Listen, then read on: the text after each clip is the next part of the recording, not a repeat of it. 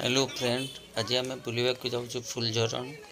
फुलझरण रे आमर बहुत प्राकृतिक मनोरम भरा दृश्य उपभोग करेंगे, देखिए।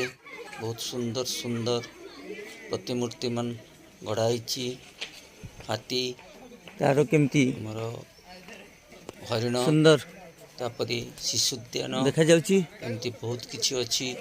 आपण माने देखंतु, उपभोग करंतु। सते जेमती जंगल परिवेश भितरी जीवंत रूप गढ़ी देइछि। बहुत सुंदर देखा जाउची।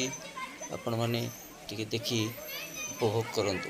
प्राकृतिक परिवेश भितर हमर फुलझरण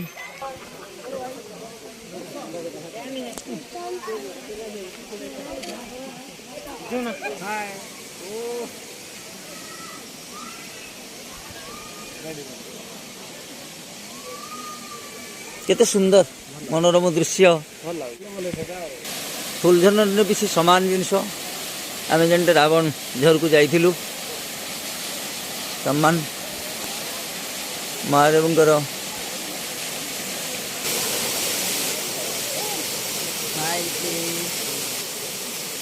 बहुत सुंदर परिवेश भितर ये आमर फुलझरण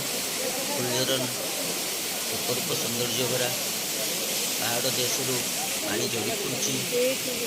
जंगल परिवेश बहुत सुंदर। आपण मैंने आसतु, आपण मैंने आसे फुलझरण को देखु। पानी को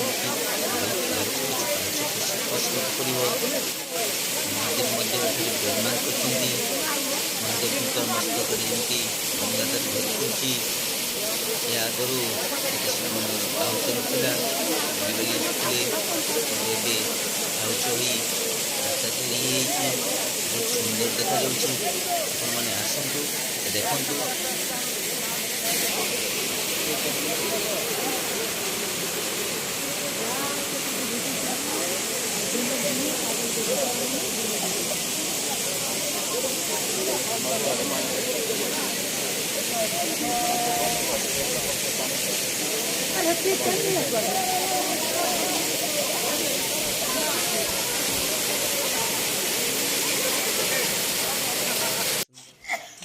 देखंतु मांकड़ माने केमती रास्ता कड़े बस कई जने किसी खाइबा को देइछि, खाउचंती मध्य।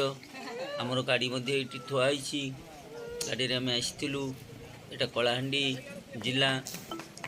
जिला रे बहुत पाखरे फुलझरणटी अवस्थित 7 किलोमीटर हम। आपण मैंने आसतु, प्राकृतिक सौंदर्य भरा दृश्य को मन भरी उपभोग करंतु। जय जगन्नाथ।